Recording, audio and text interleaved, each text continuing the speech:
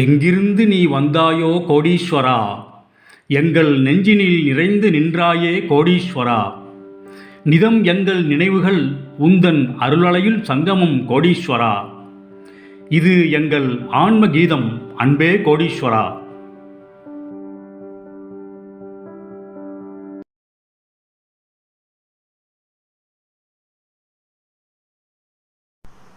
கோடீஸ்வராய நமக.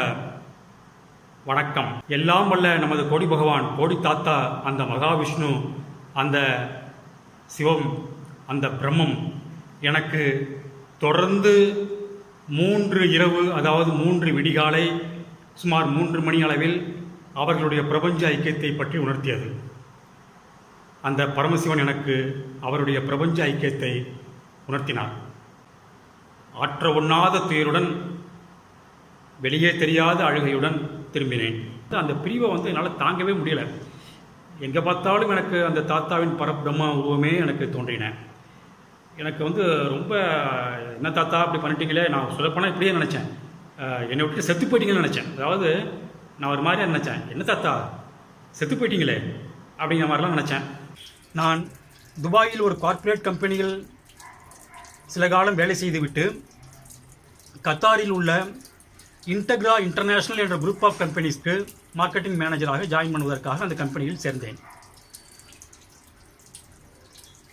அப்பொழுது எனக்கு எங்கள் கம்பெனி ஜிஎம் ஒரு ஒர்க்கு கொடுத்தாரு. என்னென்னு கேட்டிங்கன்னா, துபாயில் உள்ள எங்கள் சப்ளையருக்கு அதாவது கன்ஸ்ட்ரக்ஷன் எக்யூப்மெண்ட் சப்ளை பண்ணுற ஒரு சப்ளையரோட மார்க்கெட்டிங் மேனேஜர் கத்தாருக்கு வரதா இருந்தார்.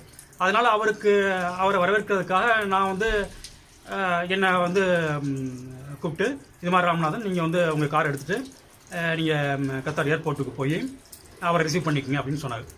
அதனால் அந்த குறிப்பிட்ட நாள் அன்னைக்கு நான் மார்னிங் அதாவது ஒரு உத்தேசமாக சொல்வதென்றால் ஒரு 11 மணி இருக்கும். 11 மணிக்கு நான் கம்பெனியில் எனக்கு அந்த கம்பெனியில் இன்டெக்ரா இன்டர்நேஷனல் குரூப் ஆஃப் கம்பெனிஸில் எனக்குன்னு ஒரு கார் தனியாக கொடுத்துருந்தாங்க. அந்த காரை எடுத்துகிட்டு நான் கத்தார் ஏர்போர்ட்டுக்கு, இன்டர்நேஷ்னல் ஏர்போர்ட்டுக்கு போனேன்.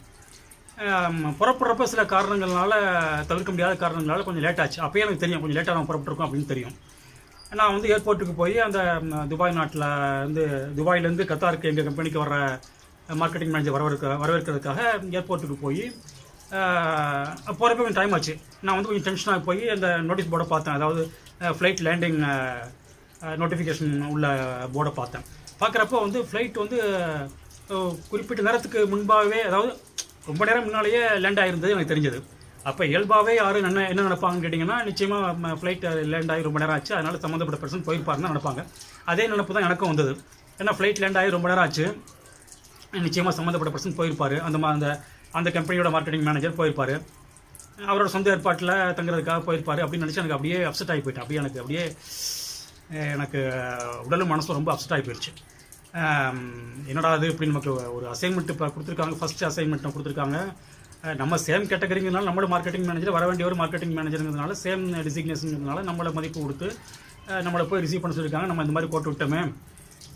நமக்கு ரெண்டாவது என்னன்னு கேட்டிங்கன்னா, நான் இன்டெக்ரா குரூப் ஆஃப் கம்பெனிஸ் கத்தாரில் ஜாயின் பண்ணி சில நாட்களே ஆகியிருந்தாலும் கூட, நான் துபாயிலிருந்து வந்தபொழுது, துபாயில் வேலை பார்த்த கம்பெனி ஒரு பெரிய கார்ப்பரேட் கம்பெனி,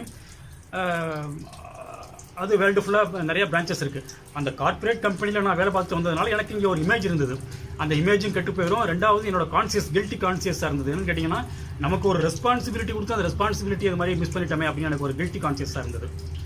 ஒரு பக்கம் நம்ம இமேஜ் ஸ்பாயில் ஆயிரும். நம்ம ஒரு பெரிய கம்பெனிலேருந்து வந்திருக்கோங்கிற நமக்கு இமேஜ் இங்கே இருக்குது, நம்ம மேலே ஒரு இமேஜ் இருக்குது, அது ஸ்பாயில் ஆயிரும். ரெண்டாவது நம்ம டியூட்டியை நம்ம சரியாக பண்ணலையே அப்படிங்கிறது ஒரு கில்ட்டி கான்சியஸாக இருந்தது. நான் நினச்சேன், சரி ரொம்ப நேரம் ஆச்சு, நம்ம புறப்படுவோம் அப்படிங்கிறப்ப ஒரு ஃப்ராக்ஷன் ஆஃப் செகண்ட் நான் என்ன நினச்சேன்னா, என்ன இங்கே நம்ம பகவான் தாத்தா எங்கேயா வரப்போறாரு அப்படிங்கிற மாதிரி நினச்சி நான் அதை மறந்துட்டேன், அதை விட்டுட்டேன். சரிட்டு ஒரு 2 நிமிஷம் நின்றுட்டு நான் புறப்படலான்ட்டு போகிறப்ப பார்த்துக்குங்க, பக்கத்தில் எனக்கு தெரிஞ்சு 10 அடி சுற்றளவில் யாருமே, அதாவது ஏர்போர்ட்டில் அங்கேயும் இங்கேயுமா ஆள் இருந்தாங்களே தவிர, எனக்கு ஒரு 10 அடி சுற்றளவில் எனக்கு தெரிஞ்சு யாருமே இல்லை, எந்த பர்சனும் இல்லை, அதுவும் எந்த வெளிநாட்டுக்காரரும் யாருமே இல்லை. அப்படிங்கிறப்ப திடீர்னு எனக்கு ஒரு குரல் கேட்டது, sir, are you searching for someone coming from Dubai அப்படின்னது. பார்க்குறேன், ஒரு கத்தாரி திடீர்னு நிற்கிறாரு. அதாவது அவர் திடீர்னு வந்தாருங்கிறத விட திடீர்னு தோன்றினாருங்கிறது தான் 100% பொருந்தும். அதாவது முதல்ல அங்கே பர்சன்ஸ் யாருமே இல்லை, அது வெளிநாட்டுக்காரங்க சுத்தமாக யாருமே இல்லை. 10 அடி தூரத்துக்கு 10-15 அடி தூரத்துக்கு எந்த நபரும் இல்லை, குறிப்பாக வெளிநாட்டுக்காரங்க யாரும் இல்லை. ஏன் சொல்லப்போனால் 10 அடி தூரத்துக்கு யாருமே இல்லை, எல்லாம் அங்கேயுமே தள்ளி தான் ஏர்போர்ட்டில் இருந்தாங்க. அது ஒன்று. ரெண்டாவது வந்தவர் ஒரு கத்தாரிய நாட்டுக்காரர். அவர் தூய்மையான ஆங்கிலத்தில் என்னை கேட்கின்றார். அதுவும் சம்பந்தமே இல்லாமல், அவருக்கும் எனக்கும் எந்த சம்பந்தமும் இல்லை, அவர் எங்கும் போக வேண்டியதும் இல்லை. எல்லாத்தோட என்ன வருதுன்னு கேட்டிங்கன்னா, தூய்மையான ஆங்கிலத்தில் என்னிடம் பேசுகின்றார். Sir, are you searching for someone coming from Dubai அப்படின்னாரு. நான் அப்படியே பார்த்துட்டு yeah I am waiting for a gentleman, but I think he would left already from the airport because the flight is already landed long time back itself அப்படின்னு.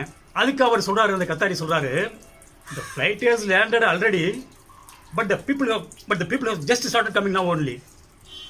இப்போதான் வர ஆரம்பிச்சிருக்காங்க அப்படின்னாரு. உடனே எனக்கு அப்படியே கொஞ்சம் ஒரு அந்த பாதி டென்ஷன் கொஞ்சம் மிஞ்சினது. பாதி டென்ஷன் எனக்கு வந்து, அதாவது முதல்ல 100% டென்ஷனாக இருந்தது, ஒரு 50% டென்ஷன் ஃப்ரீ ஆகிட்டேன். ஏன்னா அவர் எனக்கு ஒரு நம்பிக்கையை கொடுத்துட்டாரு. திடீர்னு சம்மந்தமே இல்லாமல் அவர் வந்து பேசினாரு, அது மாதிரி flight is already landed but the people have just started coming now only அப்படின்னு எனக்கு ஒரு நம்பிக்கையை கொடுத்துட்டாரு. நான் புறப்படலான்னு காலடி எடுத்து வைக்க போன உடனே பாருங்க, அவர் திடீர்னு தோன்றி, அதாவது முதல்ல யாருமே இல்லை. நான் வந்து சரி நம்ம ஆல்ரெடி அவர் கிளம்பி, அந்த marketing manager, Dubai marketing manager வந்து கிளம்பி போயிட்டாரு அப்படின்ட்டு நான் சரின்னு என் காருக்கு பக்கம் போகிறதுக்காக காலடி எடுத்து வைக்கிறேன். அந்த சமயத்தில் அவர் வர்றாரு, அது ஒன்று. ரெண்டாவது அவர் ஒரு கத்தார் நாட்டுக்காரர், அது ஒன்று. மூணாவது பக்கத்தில் யாருமே இல்லை, திடீர்னு தோன்றாரு. நாலாவது அந்த கத்தார் நாட்டுக்காரருக்கு எனக்கு சம்மந்தம் இல்லை. அஞ்சாவது அந்த விஷயத்துக்கும் அவருக்குமே சம்மந்தம் இல்லை. ஆறாவது தூய்மையான ஆங்கிலத்தில் பேசுகிறாரு. ரொம்ப எனக்கு அப்படியே சர்ப்ரைஸ்டு ஸோ மச். அப்புறம் நான் புறப்பட்டு போனவன், ஆஹா சரி இந்த மாதிரி சொல்கிறாரே அப்படின்னு நின்னோடனே பாருங்கள், ஒரு 12 நிமிஷம் இருக்கும். 12 நிமிஷம் ஆனவுடனே அந்த கத்தார் நாட்டு மார்க்கெட்டிங், இது துபாய் நாட்டு, அந்த துபாய் எங்கள் சப்ளை பண்ணுற கம்பெனியோட மார்க்கெட்டிங் மேனேஜர் துபாயிலேருந்து வரவர், அவர் வராரு. வந்தோடனே நான் அழகாக அவர் ரிசீவ் பண்ணி அவரை வந்து என் காரில் கூட்டிகிட்டு போய் நான் அவரை உபசரித்து நல்லா எவ்ரிதிங் வாஸ் ஆல் ரைட். நடுவில் பாருங்கள், நம்மளோட இயல்பே அதுதானே. அந்த கத்தார் நாட்டுக்காரரை நான் மைண்ட் பண்ணலை, என்ன நடந்ததுன்னு தெரியாது. கத்தார் நாட்டுக்காரர் எப்போ வந்தார், எப்படி வந்தார், ஏன் வந்தார், ஏன் என்கிட்ட பேசினார், எப்போ அவர் அந்த இடத்த விட்டு போனார், ஒன்றுமே தெரியாது. இருந்தாலும் நமது எல்லாம் வல்ல பரம்பொருள் குருநாதர் கோடி பகவான் பரமசிவன், அந்த மகாவிஷ்ணு பரபிரம்மம் கோடி தாத்தா அவர்கள் எனக்கு ஒரு மாபெரும் ஆன்மீக அனுபவத்தை கொடுத்திருக்கின்றார் என்று நினைத்து நான் மிகவும் சந்தோஷமடைந்தேன். நாளை ஒரு உள்நாட்டு சாமியார் திருவிளையாடலுடன் உங்களை சந்திக்கின்றேன். ஆத்ம நன்றி.